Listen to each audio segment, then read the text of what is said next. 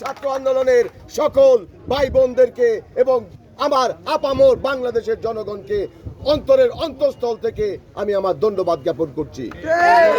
আজকে আমি দিলালপুরের সন্তান, আমার বাবা তৌফিক মিয়া, আমার শিকড় এইখানে। আপনারা আমাকে যেই ভালোবাসা দিয়েছেন তাতে আমি আবেগ আপ্লুত। আশা করি ভবিষ্যতে আমার চলার পথেও আপনারা আমার সাথে থাকবেন, পাশে থাকবেন, আপনার মতো ভালোবাসা সাহস জুগিয়ে যাবেন ইনশাআল্লাহ।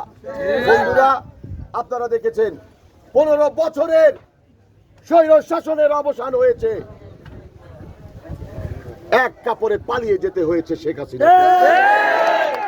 ক্ষমতার অপব্যবহার করে, মানুষের অধিকার হরণ করে, আমাদের ভোটাধিকার হরণ করে, দেশের মানুষের কষ্টার্জিত পয়সা বিদেশে পাচার করে 15টি বছর বাংলাদেশের জনগণের ওপর স্টিম রোলার চালিয়েছে এই আওয়ামী লীগ সরকার এবং তার